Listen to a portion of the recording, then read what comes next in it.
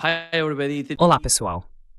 Hoje é quarta-feira, 7 de janeiro de 2026, e nosso querido amigo Scott Ritter está aqui conosco. Bem-vindo de volta, Scott. Obrigado por me receber. Please hit the like button helping us reaching more people and Por favor, clique no botão de curtir para nos ajudar a alcançar mais pessoas. E Scott, deixe-me começar com o que aconteceu com o petroleiro chamado Marinera. O Ministério dos Transportes da Rússia publicou alguns comentários sobre a apreensão desse navio na região. Eles afirmam que, em 24 de dezembro de 2025, o Marinera recebeu autorização temporária para navegar sob a bandeira do Estado russo, emitida de acordo com a legislação russa e as normas jurídicas internacionais. Hoje, por volta das 15, horário de Moscou, a Força Naval dos Estados Unidos abordou a embarcação em alto mar, fora das águas territoriais de qualquer estado. O contato com o navio foi posteriormente perdido. De acordo com a Convenção das Nações Unidas sobre o Direito do Mar de 1982, o alto mar é regido pelo princípio da liberdade de navegação. Nenhum estado tem o direito de usar a força contra embarcações legalmente registradas sob a jurisdição de outro estado. O que está passando pela cabeça do governo Trump? E qual foi a necessidade de fazer isso?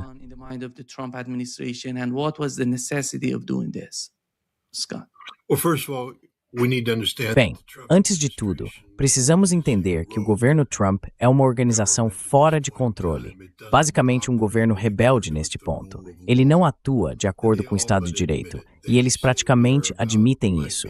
Eles dizem o que importa é o poder. Tudo o que nossa força permitir, nós faremos.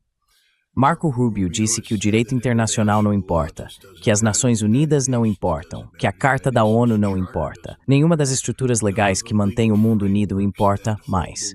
A única coisa que importa é o poder americano, a força americana. Quero dizer, é simplesmente escandaloso.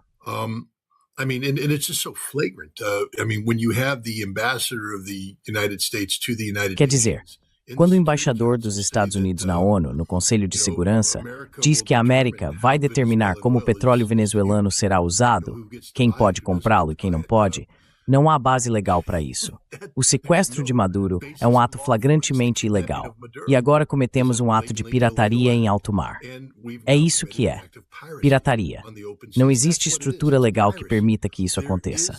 O sistema judicial dos Estados Unidos foi corrompido porque, aparentemente, a Guarda Costeira agiu com base em um mandado emitido pelo Distrito Sul de Nova York, permitindo que apreendessem esse navio.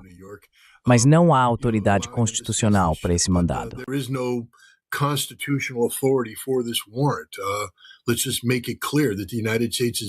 Vamos deixar claro que os Estados Unidos estão vinculados por lei. Tratados que foram assinados por presidentes, ratificados pelo Senado dos Estados Unidos e que, portanto, sob a Constituição dos Estados Unidos, se tornam a lei suprema do país. Não houve nenhuma legislação aprovada pelo Congresso que modifique esses tratados de forma a dar aos tribunais um ponto de apoio. Porque a única vez em que os tribunais têm um ponto de apoio é quando o Congresso toma uma ação legislativa. E então os tribunais podem determinar a constitucionalidade da interpretação do tratado em relação à legislação congressual. Mas, na ausência de legislação congressual, o tratado é a lei suprema do país.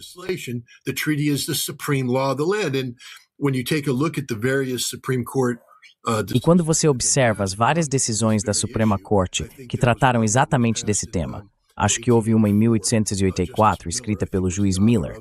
Basicamente, ele disse o seguinte: veja, quando há um tratado e surgem disputas sobre ele, os tratados dependem da honra e dos interesses das nações envolvidas.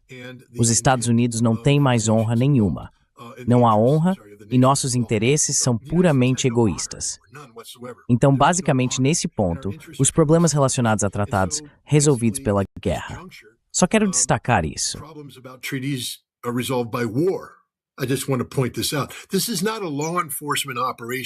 Isto não é uma operação de aplicação da lei que está acontecendo. Não há nenhuma lei a ser aplicada aqui. Esta é uma operação fora de controle, um ato de pirataria. A consequência é ou a capitulação da Rússia ou a guerra. Quero dizer, é disso que se trata. Os Estados Unidos decidiram que apenas eles determinarão como o petróleo venezuelano será tratado no mercado aberto. Então impusemos sanções que não têm peso algum sobre o direito internacional. Não temos o direito de lançar um embargo contra a Venezuela. Isso é um ato de guerra, literalmente um ato de guerra. Isso não é uma figura de linguagem, não é hipérbole, é literalmente um ato de guerra. Portanto, se estamos aplicando um embargo, um bloqueio à Venezuela, então declaramos guerra. Mas você viu o Congresso declarar guerra?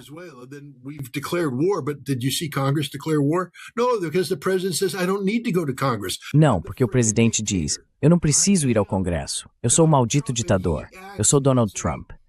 E ele age como um... não apenas virtualmente. Ele é um ditador. O Congresso desistiu. Não há nenhum obstáculo congressual.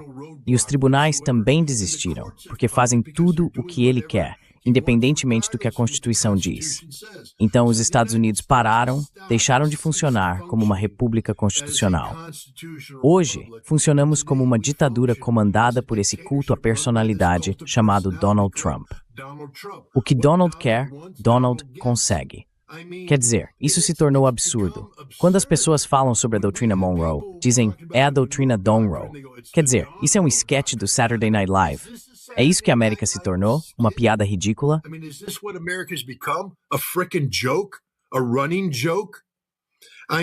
Uma piada recorrente? Quero dizer, temos senadores dos Estados Unidos, Lindsey Graham vem à mente, se vangloriando alegremente, praticamente tendo um orgasmo ao vivo na TV, ao pensar no fato de que agora tem um presidente que simplesmente ignora o Estado de Direito. E este é um homem que preside o Comitê Judiciário do Senado. É disso que estou falando. Não funcionamos mais como uma república constitucional. Isso é um ato de guerra, um ato de pirataria. Vamos ver o que a Rússia faz. Quero dizer, acabei de escrever um artigo e veja bem, sou americano. Amo meu país, mas meu país é uma república constitucional, não uma nação fora da lei, cometendo atos de pirataria. E um navio da Guarda Costeira que abordou uma embarcação com bandeira russa, uma embarcação legalmente registrada em mar aberto, é um navio pirata.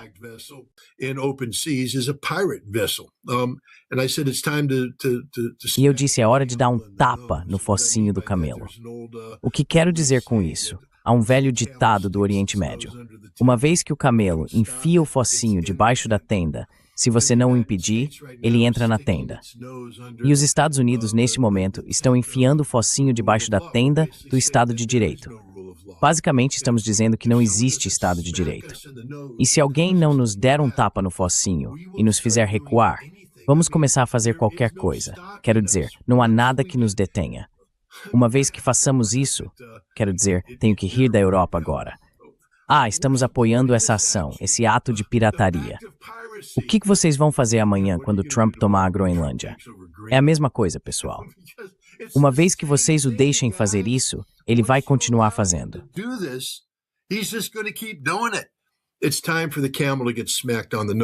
É hora de dar um tapa no focinho do camelo, porque se não fizermos isso, estaremos caminhando para a Terceira Guerra Mundial. Isso não vai acabar até que soldados americanos estejam em solo ucraniano, porque Donald Trump continuará insistindo no que ele chama de interesses americanos. E, eventualmente, ele vai simplesmente decidir que os russos estão blefando e enviará tropas americanas para lá. E então, todos nós morreremos. Portanto, isso é algo muito sério. É algo extremamente sério. É um ato de agressão, um ato ilegal de pirataria. E me enoja, como americano, pensar que homens e mulheres usando o uniforme das Forças Armadas dos Estados Unidos estejam cumprindo essas ordens. Esse mandado não é um documento legítimo, porque nenhum tribunal dos Estados Unidos pode autorizar um ato de pirataria. E foi exatamente isso que eles fizeram.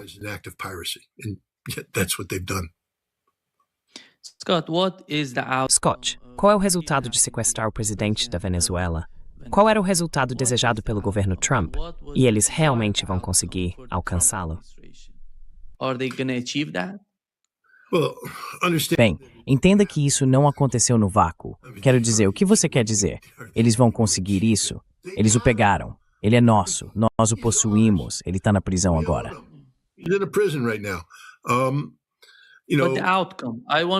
Mas o resultado? Eu quero ver o panorama geral. Qual seria o resultado? O que os Estados Unidos querem da Venezuela, que sob o governo Maduro não conseguiram alcançar. É por isso que eles estão indo até lá. You're missing the whole point. Você está perdendo completamente o ponto. Ter uma administração Maduro significa que os Estados Unidos reconhecem a soberania. Sabe, os Estados Unidos publicaram um documento de estratégia de segurança nacional em novembro de 2025 e todo mundo zombou disso. Eu rio na cara dessas pessoas. Eu só tenho que me desculpar, Nima. Cheguei a um ponto agora em que simplesmente não me importo mais com a ignorância. Eu odeio a estupidez. E há um monte de gente realmente estúpida por aí agora que acha que sabe o que está acontecendo. E não sabe. Sabe, quando publicaram aquele documento, eu disse, este é um documento real. Ah, não, não é. É só o Trump jogando conversa fora. Não, é um documento real. E é uma política real. E está sendo implementada neste exato momento.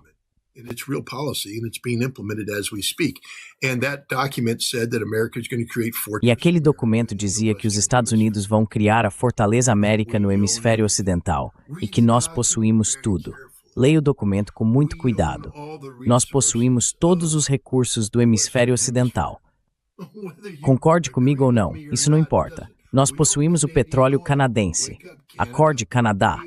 Nós possuímos o seu petróleo. Você não vai vender esse petróleo no mercado aberto do jeito que pensa. Você vai vendê-lo do jeito que nós dissermos. Nós possuímos a Groenlândia. Ainda não a tomamos formalmente, mas vamos tomar. Nós possuímos o Canal do Panamá. China. Aquele porto de 1,3 bilhão de dólares que vocês construíram em Xangai, no Peru. Nós possuímos aquilo. Nós possuímos todas as redes ferroviárias que vocês colocaram lá. Nós possuímos o Triângulo do Lítio, onde cerca de 60% do lítio do mundo está concentrado entre Argentina, Chile e Bolívia, talvez.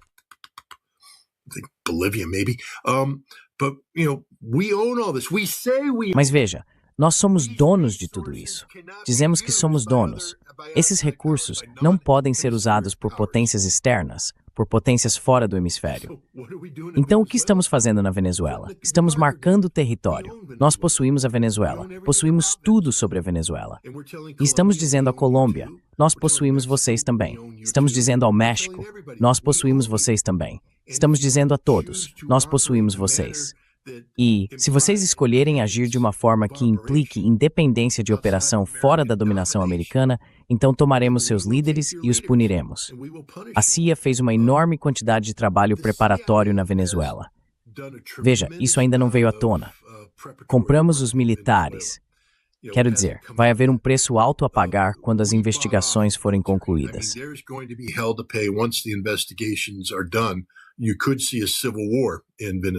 Você poderia ver uma guerra civil na Venezuela, porque 100 pessoas morreram.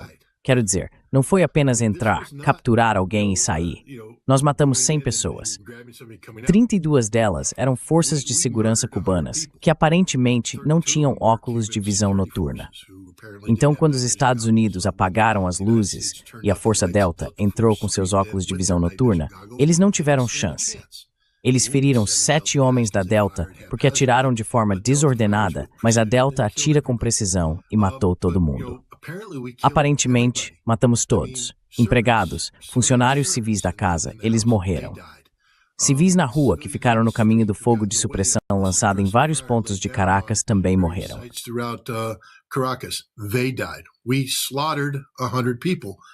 Matamos 100 pessoas para capturar esse cara. Não nos importamos com a vida humana. Simplesmente não nos importamos. Nenhuma lágrima é derramada na América por nenhuma das pessoas assassinadas pelo Comando de Operações Especiais Conjuntas ao realizar essa operação. Vamos matar colombianos. Vamos matar mexicanos. Vamos matar canadenses. Vamos matar groenlandeses. Vamos matar qualquer um que ficar no nosso caminho. É aqui que estamos, como Estados Unidos da América. É nojento, absolutamente nojento, porque sempre acreditei que a América deveria ser a nação mais poderosa do mundo. Porque, sabe, precisamos prevalecer em qualquer conflito legítimo.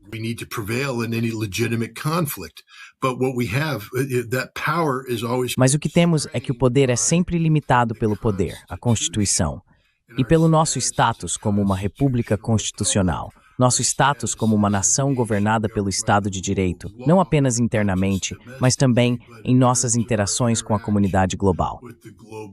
Quero apenas lembrar ao seu público que a Carta das Nações Unidas é um tratado assinado por um presidente americano e ratificado por 2/3 do Senado dos Estados Unidos.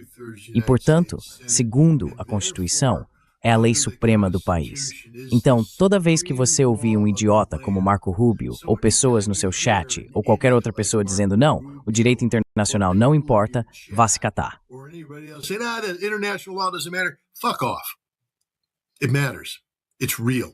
And without it, Isso importa, é real. E sem isso, vivemos em uma selva. Os Estados Unidos de hoje, quando você ouve Marco Rubio dizer as Nações Unidas não importam, o que ele está realmente dizendo é: eu não tenho respeito pela Constituição dos Estados Unidos da América, porque existe o devido processo. Se decidirmos que a Carta das Nações Unidas é incompatível com os Estados Unidos, com a República Constitucional chamada Estados Unidos, então fazemos coisas como nos retirar da Carta ou aprovar uma legislação para modificar o tratado, o que temos permissão para fazer. Podemos agir, mas simplesmente sentar e dizer que isso não é mais conveniente para nós. but just to sit there and say it's no longer convenient to us, so we're just going to do. That means that we are. Então, o que estamos fazendo significa que não somos mais uma república constitucional, que o Estado de Direito não importa. E todo americano precisa entender isso. É por isso que o ICE anda pelas ruas das cidades americanas hoje e detém cidadãos americanos sem medo de consequências, porque o Estado de Direito não importa. Permitimos que esse narcisista, esse Calígula, esse culto à personalidade basicamente diga: o que eu quero, eu consigo, e ninguém o impede. Nem no país, nem agora no exterior. É por isso que acredito que o camelo precisa levar um soco no nariz. Rússia, afunde o maldito navio da guarda costeira. Envie um sinal, trace uma linha, porque se não fizer isso, o camelo vai entrar na tenda. E então tudo acaba. Aí será a Terceira Guerra Mundial. And then it's all over. Then it's World War III. Yeah, I think we are heading to. Acho que estamos caminhando para esse tipo de confronto. Parece que a Rússia tem sido muito paciente com o que está acontecendo. Mas por quanto tempo você acha que a Rússia pode continuar tão paciente e não confrontar os Estados Unidos? Confront the United States. It's a fundamental question because, É uma questão fundamental porque, sabe sim, eu acabei de escrever um artigo chamado O Escudo das Sanções. Nele falo sobre a ameaça das sanções. Os Estados Unidos têm usado sanções. No início, eu costumava acreditar que quando se impunham sanções, isso significava que não havia uma política definida, que não se sabia o que fazer. Então sancionava-se, ganhava-se tempo enquanto se tentava descobrir uma solução. Mas o que descobrimos ao longo do tempo é que as sanções não enfraquecem uma sociedade da forma que gostaríamos. A ideia era fazer com que o povo responsabilizasse seu governo. O que percebemos, porém, é que as sanções, especialmente aquelas que atingem as elites políticas e econômicas, que antes mantinham uma boa relação de trabalho com o Ocidente, quando você impõe sofrimento a elas e depois acena com a possibilidade de suspender as sanções, é nave paz uma forma de guiar dentro dessa sociedade. You've now created leverage in that society. And that was the fatal mistake that Venezuela made. E esse foi o erro fatal que a Venezuela cometeu. Você viu o Maduro se desdobrando para tentar fazer acordos com a Chevron. Quero dizer, o que o Maduro deveria ter feito no momento em que os Estados Unidos o sancionaram era nacionalizar todo o petróleo venezuelano.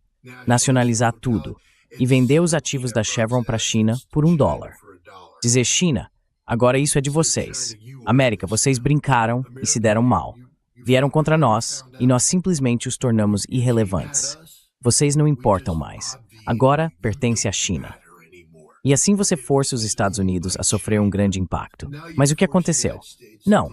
Ele foi lá e disse: ei, vamos negociar. Vamos trabalhar com a Chevron. Vamos trabalhar com os Estados Unidos. Vamos fazer acordos. Por quê?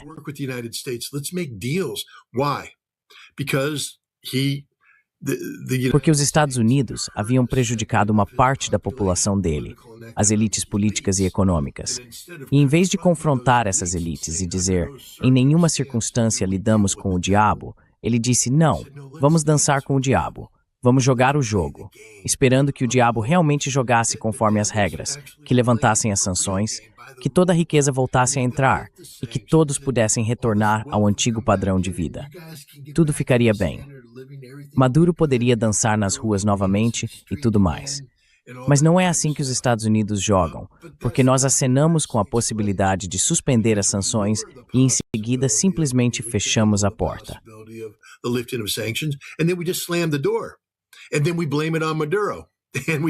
Então colocamos a culpa em Maduro e dizemos que é culpa dele. Agora as elites políticas e econômicas dizem, ei, Maduro é o culpado. E a CIA aparece e diz, ei pessoal, podemos ajudar vocês aqui. Ajudem-nos a nos livrar de Maduro.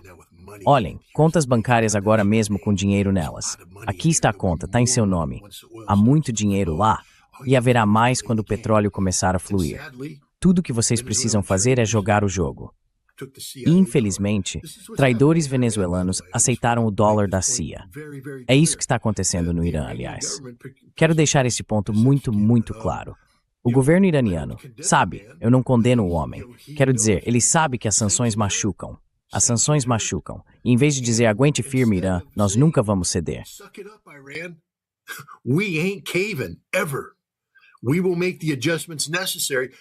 Faremos os ajustes necessários, mas nunca mais trabalharemos com o Ocidente. Nunca mais. Tire isso da mesa. Ele disse, não, precisamos nos acertar com o Ocidente. Ah, droga, esse foi o seu erro, cara. Porque no momento em que você fez isso, criou esperança nos olhos de certas elites políticas e econômicas no Irã de que poderiam vir dias melhores se as sanções fossem suspensas. E então, quando os Estados Unidos dizem, mas é culpa do governo do Irã as sanções não terem sido suspensas, você criou esse ponto de alavancagem. E agora a CIA e outros serviços de inteligência, os israelenses, os holandeses, os britânicos, estão lá transformando essa falsa esperança de prosperidade econômica em oposição para derrubar o governo do Irã.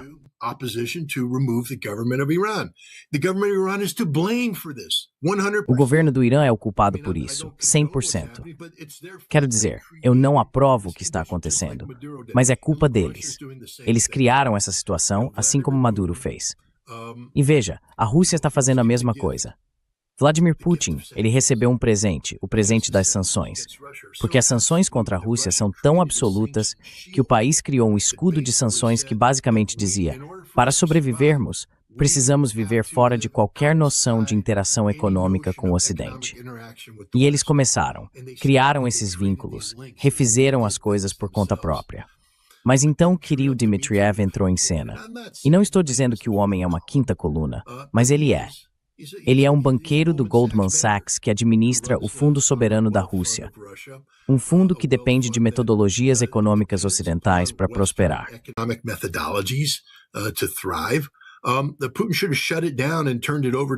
Putin deveria ter encerrado aquilo e entregue a um russo, dizendo, administre ao estilo russo. Não queremos mais banqueiros do Goldman Sachs. Sinto muito, Kirill, aqui está sua aposentadoria. Vá procurar outra coisa para fazer. Mas em vez disso, Kirill apareceu e disse, ei, podemos trabalhar com o Ocidente aqui. Por que não oferecemos a eles essas relações econômicas, exploração do Ártico, ajuda no desenvolvimento de petróleo no norte, os minerais de terras raras, todas essas coisas que podemos fazer. Assim que as sanções forem suspensas, faremos um acordo na Ucrânia. As sanções serão ótimas. E então ele começou a trabalhar com Steve Witkoff, que é o cara do Donald Trump. Não um diplomata, mas um homem de negócios. Mas Trump nunca, jamais quis fazer nenhuma das coisas que Kirill Dmitriev quer. Ele não leva isso a sério.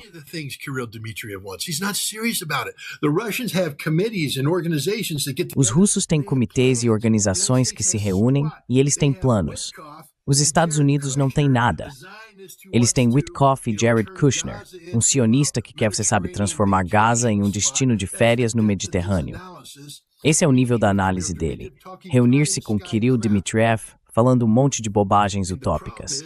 E o problema é que isso é publicado na Rússia, e então as elites políticas e econômicas russas dizem, queremos isso. Podemos ganhar dinheiro com isso. Isso seria bom. E começam a pressionar Vladimir Putin para se reconciliar com o Ocidente. Não, Você tinha um escudo de sanções. Nunca, jamais negocie com o Ocidente, Vladimir Putin. Nunca. Nem agora. Nem com Donald Trump. Donald Trump é um homem sem honra. Nenhum acordo com Donald Trump jamais se concretizará da forma que você imagina.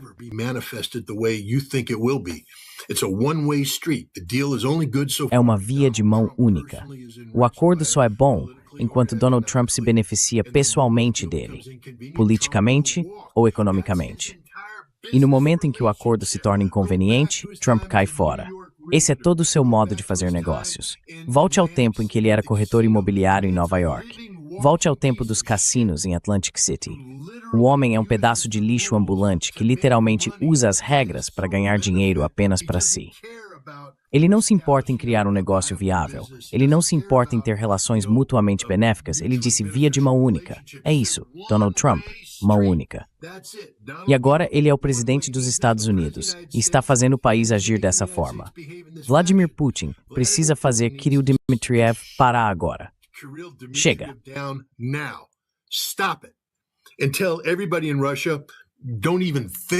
Até que todo mundo na Rússia pare até de pensar em relações econômicas com o Ocidente. Isso não vai acontecer. Nunca. E se você quer que isso aconteça, caia fora do país. Saia agora.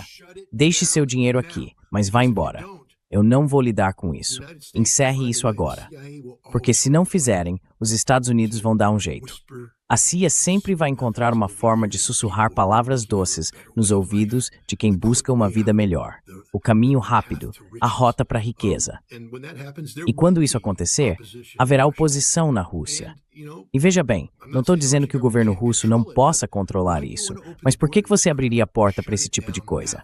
Encerre isso agora. Mas eles não fizeram. E isso é um sinal de, não quero dizer fraqueza, mas é um sinal de pensamento ruim.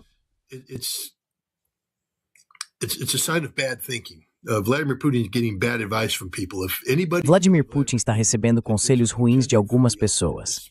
Se alguém está dizendo a ele que existe a possibilidade de o espírito do Alasca se manifestar, não existe. O espírito do Alasca sempre foi uma farsa. Nunca se esqueça disso. A pessoa que fez o briefing de Donald Trump antes daquela reunião era um oficial da CIA, ex-diretor nacional de inteligência para a Rússia e a Eurásia, que odiava Trump, fez parte do esforço de 2016 para miná-lo e que também odeia Vladimir Putin e odeia a Rússia. Você realmente acha que essa pessoa estava dando a Trump uma análise realista sobre a Rússia? Ou estava aconselhando-o sobre como usar a cúpula do Alasca em benefício próprio? O que ele precisava que os russos se comprometessem a fazer antes de se retirar?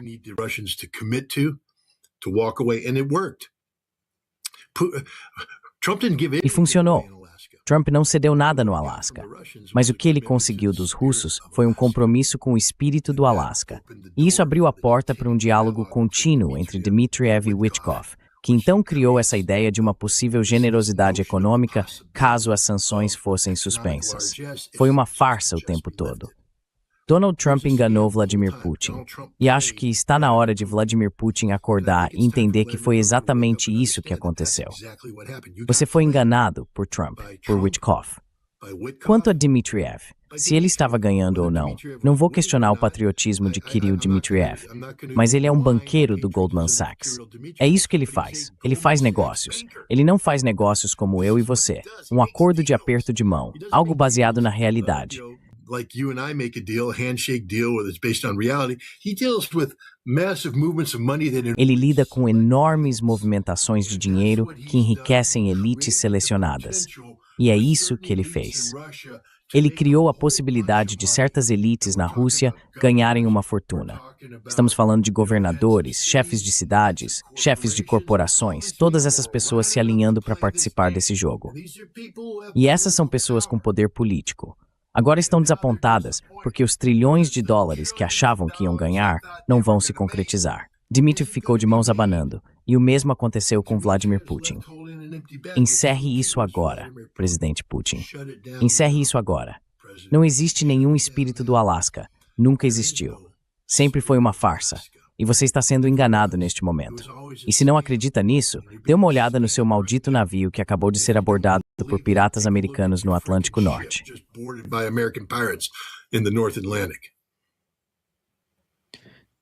Scott, we had, since Donald Trump came to Scott, desde que Donald Trump foi eleito nos Estados Unidos, houve dois grandes pontos de escalada entre a Rússia e o Ocidente.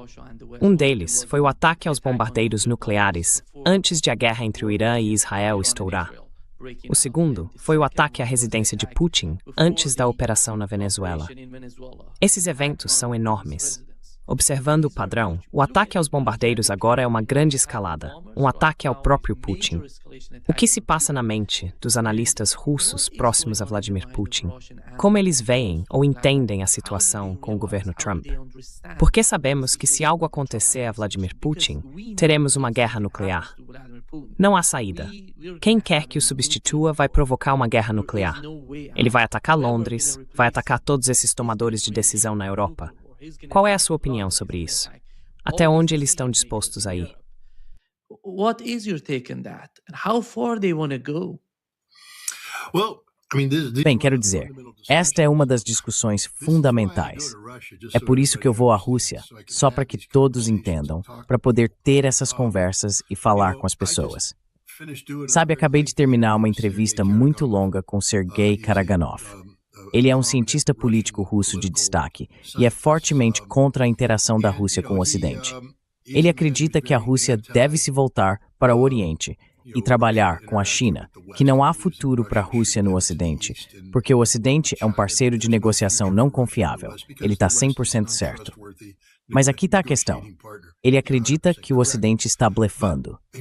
Quero dizer, ele é um defensor convicto dessa ideia. Ele não acredita no desarmamento nuclear.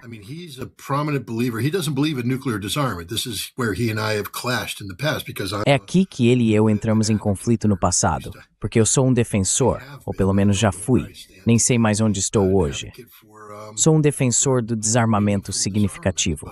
Mas do ponto de vista russo, como seria possível se envolverem num desarmamento significativo com um parceiro de negociação americano que não é confiável? Quero dizer, a chave do desarmamento é o benefício mútuo do pacto e o caráter vinculativo do acordo. E os Estados Unidos simplesmente não são dignos de confiança. Então, em vez de limitar sua força nuclear, na verdade, o comportamento dos Estados Unidos incentiva a ideia de que a Rússia deve fortalecer sua dissuasão nuclear, expandir suas capacidades nucleares. Não é a direção que eu gostaria de seguir, mas sabe, eu entendo.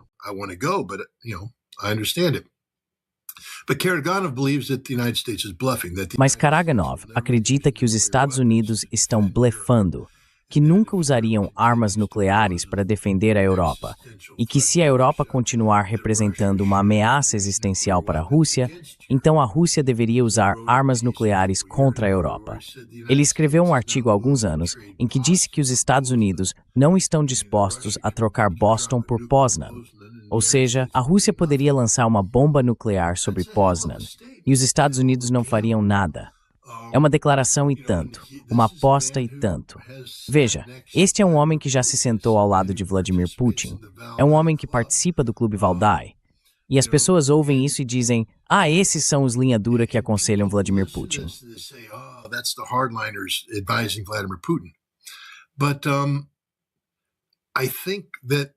Mas acho que precisamos entender que Sergei Karaganov não é o governo.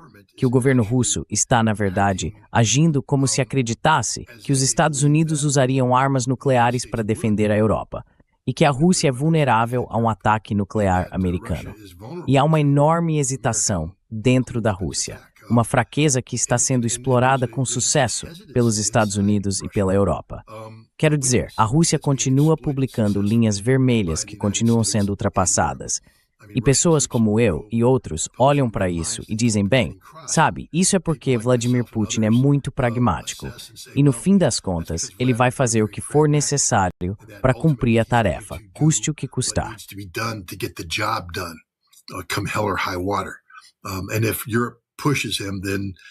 E se a Europa o pressionar, então sabe, ele poderia usar armas nucleares. Mas acho que isso ainda está em debate. Quero dizer, não cheguei a uma conclusão. Não estou aqui chamando Vladimir Putin, sabe, de instável.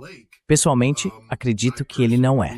Mas acredito que ele está sendo aconselhado por pessoas que, qualquer um que acredite no espírito do Alasca hoje, deveria ser demitido. Não existe espírito do Alasca. Esse é o espírito da submissão, o espírito da rendição.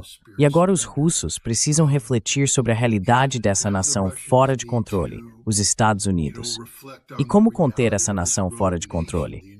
Você não a contém por meio da amizade.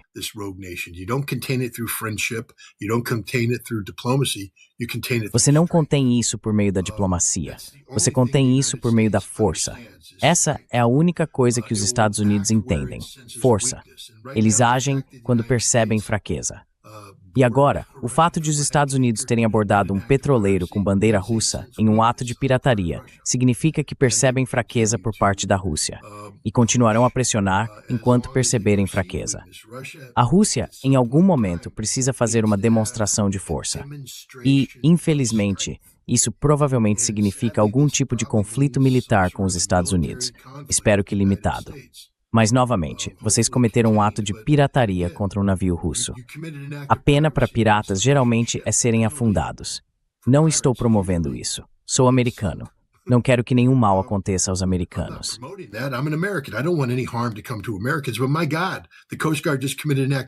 Mas, meu Deus, a guarda costeira acabou de cometer um ato de pirataria. É hora de a Rússia traçar um limite e dizer: chega, vocês já foram longe o bastante. Daqui em diante, se tomarem alguma ação, haverá uma resposta militar russa e estamos dispostos a levar isso tão longe quanto vocês quiserem. Quero dizer, se quiserem, posso colocar toda a minha força nuclear estratégica em alerta de combate, se quiserem jogar esse jogo. Neste momento, os Estados Unidos acreditam que a Rússia nunca fará isso, que a Rússia não tem intenção de fazer isso, que a Rússia não é capaz de fazer isso. E por isso, os Estados Unidos vão continuar pressionando, pressionando e pressionando. E há pessoas insanas, como Pete Hegseth, que acham que, meu Deus, porque colocamos 200 integrantes da JSOC em Caracas, podemos fazer qualquer coisa.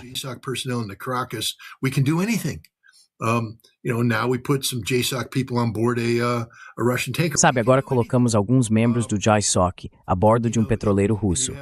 Então, podemos fazer qualquer coisa. E há pessoas como Scott Ritter, que realmente acreditam que podemos sancionar a Rússia até o colapso. E é isso que ele está fazendo. Trump não adotou uma política de suspender as sanções contra a Rússia. Trump adotou uma política de sancionar a Rússia até o colapso. Essa é a política do governo Trump. A Rússia precisa acordar para isso, porque essa é, de fato, a política. Não estamos procurando uma saída. Estamos procurando derrotar estrategicamente a Rússia na Ucrânia. E estamos fazendo isso prolongando esse conflito, sabe? E culpando Putin, dizendo que as sanções não podem ser suspensas por causa disso, na esperança de gerar uma quinta coluna dentro da Rússia para esse fim.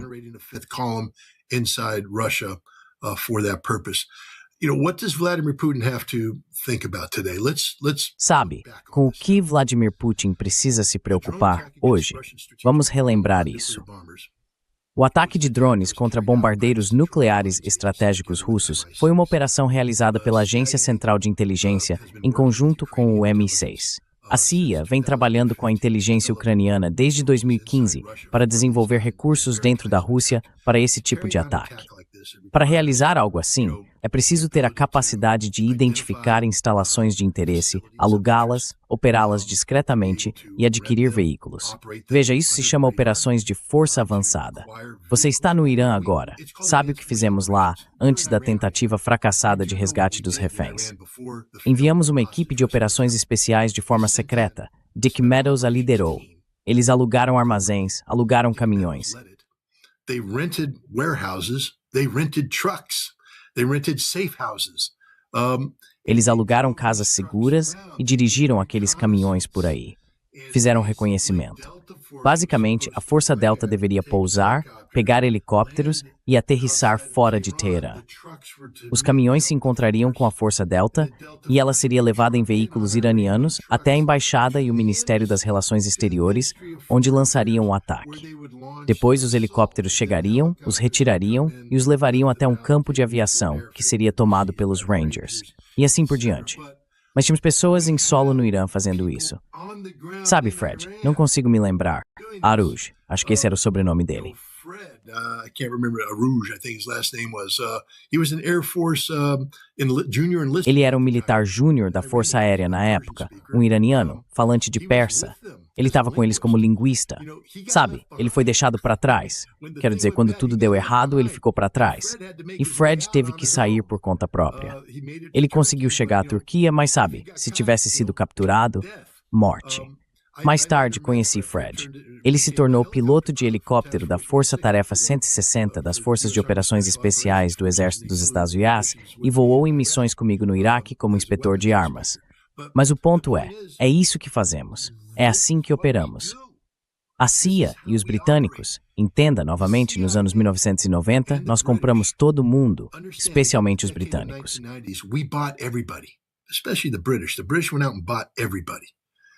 Os britânicos saíram e compraram todo mundo, colocaram-nos na folha de pagamento.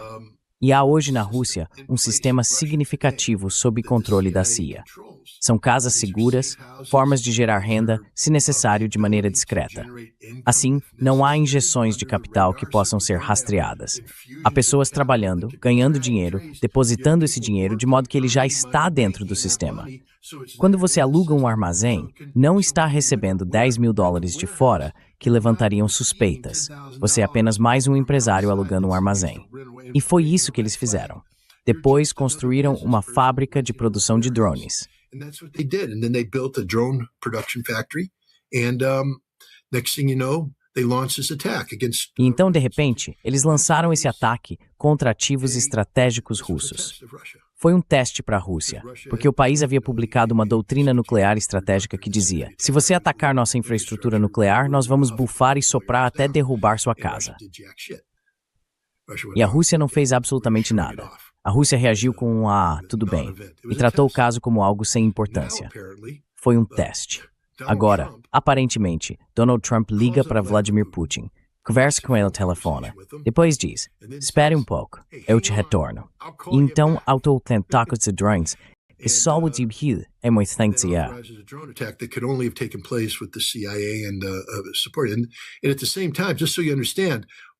E ao mesmo tempo, só para você entender, estávamos esperando que algo acontecesse, porque a CIA já havia trabalhado com o New York Times e o Wall Street Journal semanas antes para preparar uma matéria que seria publicada naquele dia. Pessoal, vocês entendem que isso não aconteceu por acaso. O New York Times publicou um artigo baseado na CIA, revelando segredos profundos e obscuros sobre como eles operam e o que estão fazendo na Ucrânia. E publicaram no mesmo dia porque era para ser o plano da CIA para, pegar o Putin, ou assustar o Putin, ou fazer o Putin fugir. Mas é algo que já vem acontecendo há muito tempo. Em vez disso, eles tiveram que modificar dizendo: mas nós já estamos fazendo isso. Vladimir Putin foi alvo de Donald Trump. Não há outra forma de interpretar isso. Nenhuma outra forma de interpretar isso.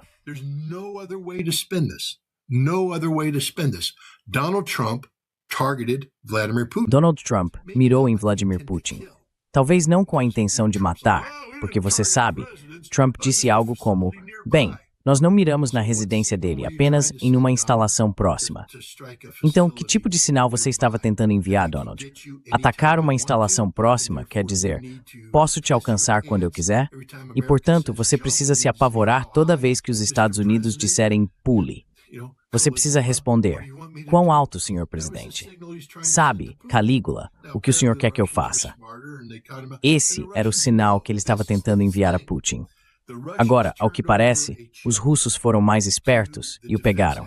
E os russos sabem disso. Eles entregaram um chip aos adidos de defesa com dados que provam que estavam mirando em Vladimir Putin e provam quem estava fornecendo a inteligência. Quero dizer, eu poderia passar muito tempo explicando como isso é revertido e analisado.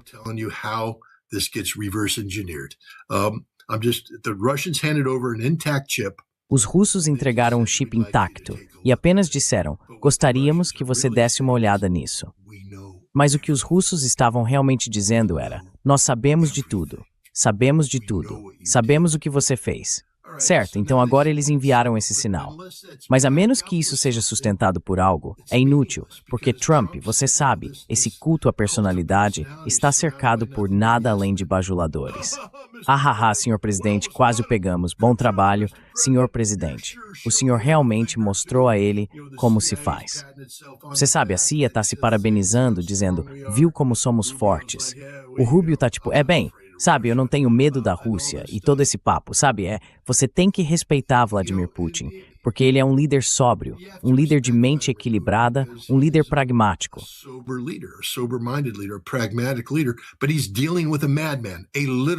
Mas ele está lidando com um louco de verdade.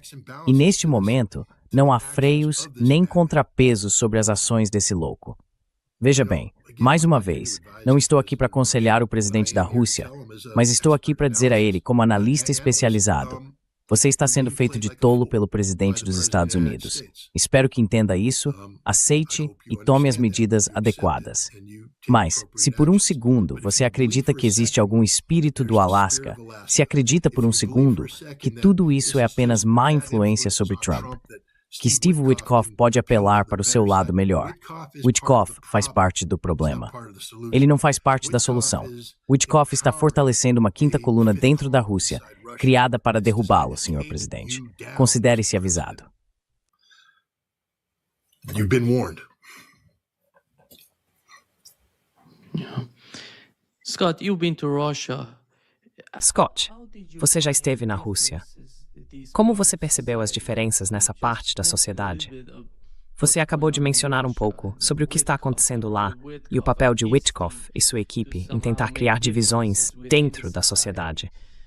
Mas quão influente isso poderia ser para o presidente russo? Estou falando internamente, dentro da Rússia. I'm talking about internally, inside Russia.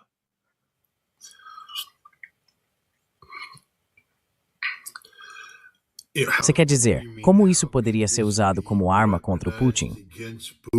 Yeah, exactly. Sim, exatamente. Como é para usar isso como arma contra Vladimir Putin? Vladimir Putin. Because we know the system is so... Porque sabemos que o sistema é tão... Digamos que você seja o governador do Oblast de Novosibirsk, o motor econômico mais poderoso da Rússia. E veja, essa oportunidade que o Witkoff está oferecendo, que o Dmitry está oferecendo, tem o potencial de lhe dar a capacidade de controlar contratos, controlar o desenvolvimento. E de repente, você começa a pensar no seu futuro e diz, cara, o Vladimir Putin tem 70 e poucos anos. Eu estou na casa dos 40. Eu poderia ser o próximo presidente da Rússia. Eu poderia me tornar o motor econômico da Rússia. Eu poderia ser o cara em quem o Putin confia e eu poderia ser o próximo presidente. E então eu fico todo empolgado com isso. E agora você plantou essa ideia na cabeça dele, de que ele é relevante, de que ele é alguém importante.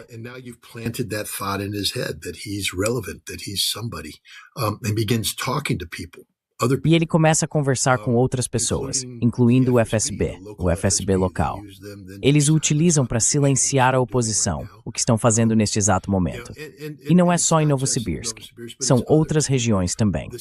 No momento em que você começa a falar sobre desenvolver os recursos russos, os governadores e os governos locais dessas regiões que possuem esses recursos passam a ter um interesse direto nessa possibilidade. Grande parte desse potencial está adormecida agora, porque a Rússia não tem capacidade de agir em seu desenvolvimento.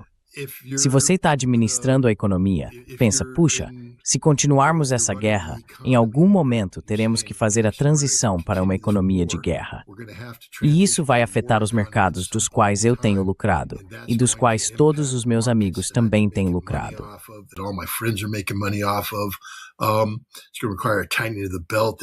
Isso vai exigir apertar o cinto. E isso vai fazer com que eu perca importância, porque agora eu tenho muita influência. Eu sou a pessoa do dinheiro. Eu posso fazer o dinheiro acontecer. E de repente, não sou mais. Todas essas pessoas começam a conversar entre si. E você sabe, o que acontece é que Vladimir Putin começa a descobrir que existe um governo paralelo. Pessoas conspirando pelas suas costas, que talvez as instruções que ele deu não estejam sendo cumpridas totalmente. Talvez os militares comecem a questionar sua orientação, sua liderança. Isso não está acontecendo agora. Eu não acredito. Acho que Vladimir Putin ainda tem um apoio enorme, mas é isso que poderia acontecer. But this is what could happen. This is what the CIA is trying to make happen. É isso que a CIA está tentando fazer acontecer. É o que a CIA vem tentando fazer desde que Vladimir Putin assumiu o cargo. E eles tiveram sucesso com Navalny, Nemtsov, todas essas pessoas eram agentes da CIA, comprados e pagos. Mas os russos, por meio de sua lei de agentes estrangeiros, conseguiram encerrar esses vetores de controle, as organizações não governamentais. Então, o que resta hoje na Rússia são esses ativos de longo prazo que foram comprados nos anos 90 pela CIA e pelo MI6 e que podem ser ativados conforme necessário. Mas agora surgiu um novo potencial, porque se você pensar bem, você é Kirill Dmitriev e Vladimir Putin escolheu você para ser o cara que faz a interface com Witkoff. Então você tem uma reunião.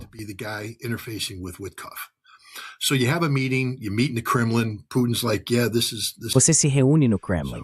Putin diz, sim, isso é bom.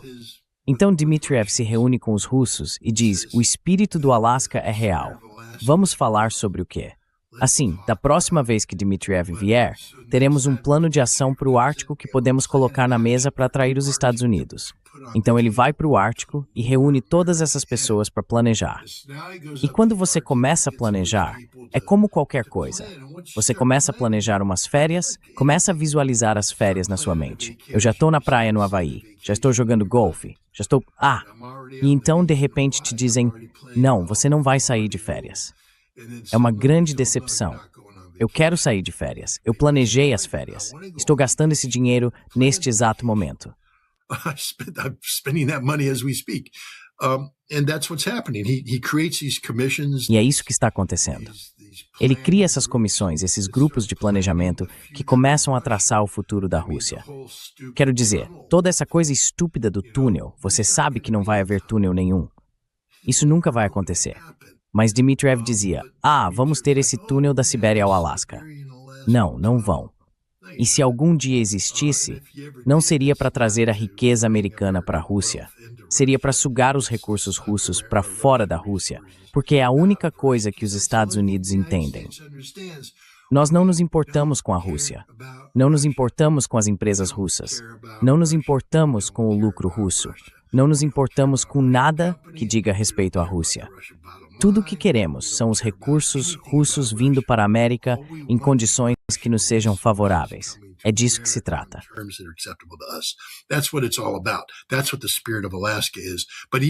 É disso que se trata o espírito do Alasca. Mas mesmo assim, é uma mentira, porque isso implica que queremos algum tipo de interação econômica legítima entre os Estados Unidos e a Rússia. Não queremos. Queremos usar a promessa de uma interação econômica legítima para criar uma quinta coluna e alcançar nosso objetivo final. E mais uma vez, estou dizendo isso o mais alto que posso. Os Estados Unidos vêm tentando remover Vladimir Putin do cargo desde o momento em que ele se tornou presidente. É um processo em andamento há 25 anos. Vamos lá, pessoal. Joe Biden foi a Moscou em março de 2011 e disse diretamente à oposição russa: não é uma boa ideia que Vladimir Putin volte a ser presidente da Rússia. Isso não é uma boa ideia. Não é bom para Putin. Não é bom para a Rússia. It's not good for Putin. It's not good for Russia. Could you imagine? Você consegue imaginar Dmitry Medvedev vindo aos Estados Unidos e tendo uma reunião em Nova York com um monte de banqueiros e tal? Não é uma boa ideia J.D. Vance concorrer à presidência. Não é uma boa ideia. Não é bom para J.D. e não é bom para a América. Nós achamos que a pessoa deve ser aquela que nós escolhemos. Sabe, a nossa pessoa. Os americanos diriam, você tá louco? Cai fora daqui. Mas Joe Biden fez isso em plena luz do dia, porque era isso que estávamos fazendo. Estávamos minando a Rússia. Temos minado eles desde sempre. Não gostamos de Vladimir Putin. Não queremos trabalhar com Vladimir Putin. Vladimir Putin representa tudo o que odiamos.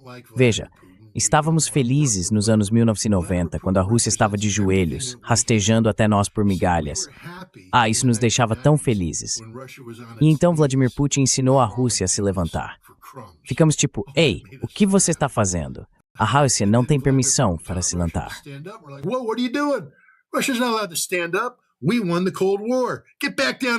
Nós vencemos a Guerra Fria. Ajoelhe-se novamente, Rússia. Comporte-se. Obedeça. E a Rússia respondeu, não, nós vamos nos levantar. Então Putin os ensinou a se amar, porque houve um período nos anos 90 em que a Rússia deixou de se amar. A Rússia dizia, somos tão ruins, somos tão inferiores, temos que fazer o que o Ocidente manda. Temos que ser como o Ocidente. Queremos ser como o Ocidente. Queremos todas as coisas do Ocidente. Faça-nos como o Ocidente, por favor. Faremos qualquer coisa para ser como o Ocidente. Mas então Putin disse, ei, a Rússia é uma das grandes civilizações. Por que vocês não começam a se orgulhar de serem russos? E os russos olharam ao redor e disseram, nós somos bem legais. E hoje os russos estão de pé, confiantes, muito orgulhosos de quem são. E nós não queremos isso. Nós não queremos lidar com uma Rússia que seja verdadeiramente Rússia.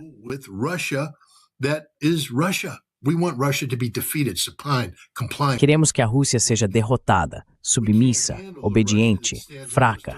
Não conseguimos lidar com uma Rússia que se sustenta sobre as próprias pernas e diz, temos orgulho de quem somos. Porque a maior ameaça que a Rússia representa agora é o fato de não querer ser como nós. É assim que controlamos o mundo. É assim que a hegemonia americana funciona. Convencemos outras sociedades de que são inferiores, de que a única maneira de ter um lugar à mesa é sendo como nós. Fizemos isso no Irã. Estamos fazendo isso no Irã. Vamos lá, pessoal. Todas aquelas lojas ocidentais sofisticadas. Vamos lá. Mulheres iranianas, porque sabemos quem comanda o Irã. São as mulheres, assim como comandam tudo no mundo.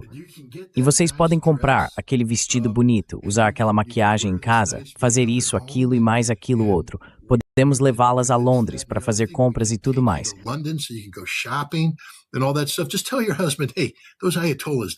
Apenas diga ao seu marido, ei, esses ayatolás, eles têm que sair.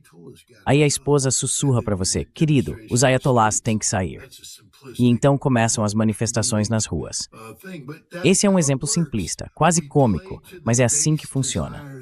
Nós exploramos os desejos mais básicos das pessoas. Em vez de as mulheres iranianas acordarem todas as manhãs dizendo, tenho orgulho de ser iraniana, tenho orgulho da minha religião, tenho orgulho da minha cultura, fico de pé com firmeza, como uma representante orgulhosa da sociedade iraniana. Veja, é isso que o Ocidente não quer. Queremos que as mulheres iranianas digam, quero ser como aquelas mulheres de Londres, quero ser como aquelas mulheres de Paris, quero ir para Nova York, porque o Irã é horrível. A mesma coisa acontece na Rússia. Não queremos que os russos olhem ao redor e digam, tenho orgulho da Rússia, tenho orgulho de ser russo.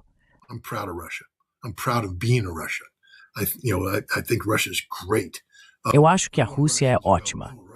Queremos que os russos digam, a Rússia é uma droga. Queremos ser como o Ocidente. Precisamos da ajuda americana. Precisamos que os Estados Unidos enviem seus conselheiros como fizeram nos anos 90 para que nossa sociedade entre em colapso.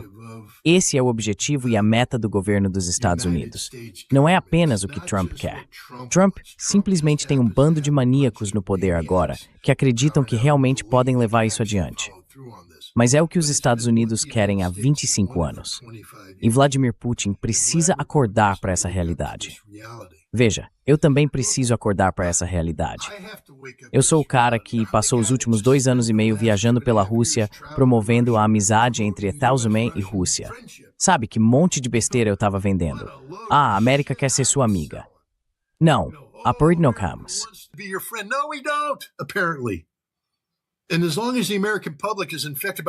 Enquanto o público americano estiver infectado pela russofobia, não dá para confiar no povo americano. Existem pessoas como eu e outros que acreditam nisso, mas somos indivíduos informados.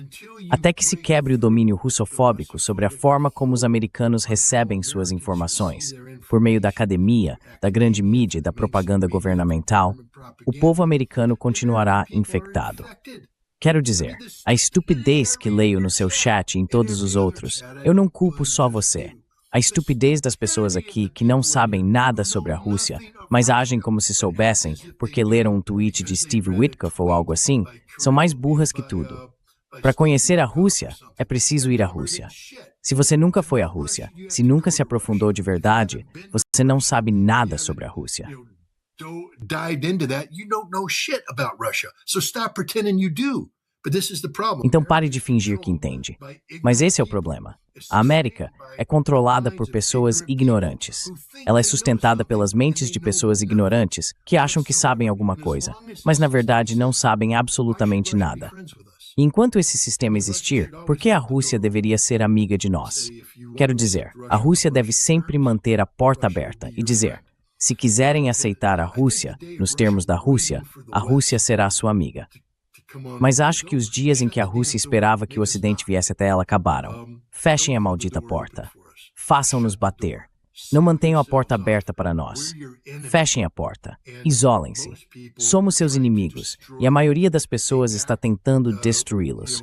Elas agem em relação à Rússia não por desejo de amizade, mas por querer usar a amizade como meio de inserir sistemas venenosos em sua sociedade para derrubá-la.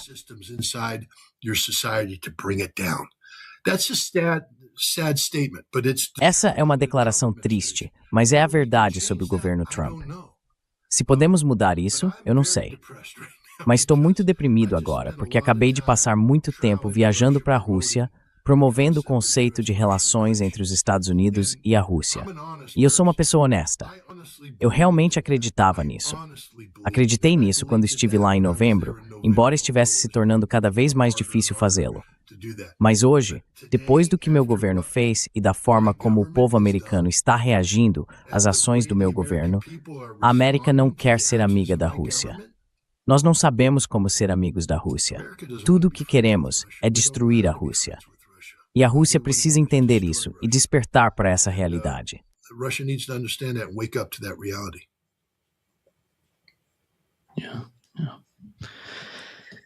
Thank you so much, Scott, for being Sim, muito obrigado, Scott, por estar conosco hoje. É sempre um grande prazer.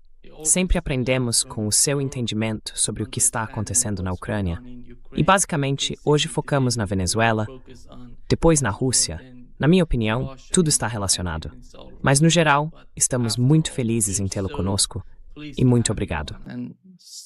Thank you so much. Menor, obrigado. Fique Twitter. Divirta-te bra. É bra.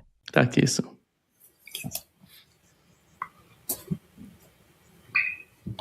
Yeah.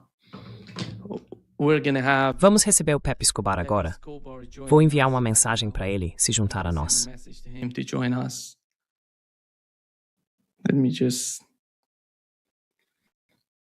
Deixa eu só tirar isso. Tô tentando dizer pro Pepe subir. I'm trying to tell Pepe to come up.